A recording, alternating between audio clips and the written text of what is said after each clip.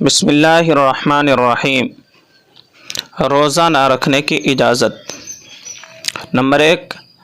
اگر بیماری کی وجہ سے روزہ رکھنے کی طاقت نہ ہو یا مرض کے بڑھ جانے کا شدید خطرہ ہو تو روزہ نہ رکھنا جائز ہے، بعد میں اس کی قضا لازم ہے۔ نمبر 2، اگر عورت حمل سے ہے اور روزہ رکھنے میں بچے کو یا اپنی جان کو نقصان پہنچنے کا اندیشہ ہے تو روزہ نہ رکھے، بعد میں قضا کرے۔ نمبر 3، جو عورت اپنے یا کسی غیر کے بچے کو دودھ پلاتی ہے اور روزے سے دودھ کم ہو جاتا ہے اور بچے کو تکلیف پہنچتی ہے تو روزہ نہ رکھے، بعد میں قضا کرے۔ نمبر 4، شرعی مسافر جو کم از کم 48 میل تقریباً 77 کلومیٹر سفر کی نیت کر کے گھر سے نکلا ہو، اس کے لیے اجازت ہے کہ روزہ نہ رکھے، لیکن اگر سفر میں کوئی تکلیف یا دقت نہ ہو تو افضل یہ ہے کہ روزہ رکھ لے،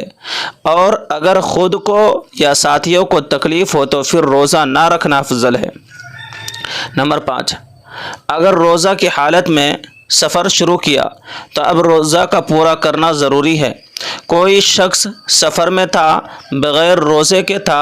اور افطار سے پہلے کسی بھی وقت گھر پہنچ گیا تو اب اسے چاہیے کہ افطار تک روزے کا احترام میں کھانے پینے سے احتراز کرے،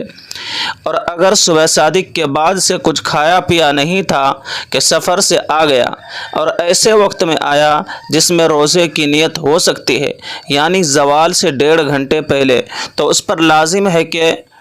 روزے کی نیت کرے اور روزہ رکھے۔ نمبر 6،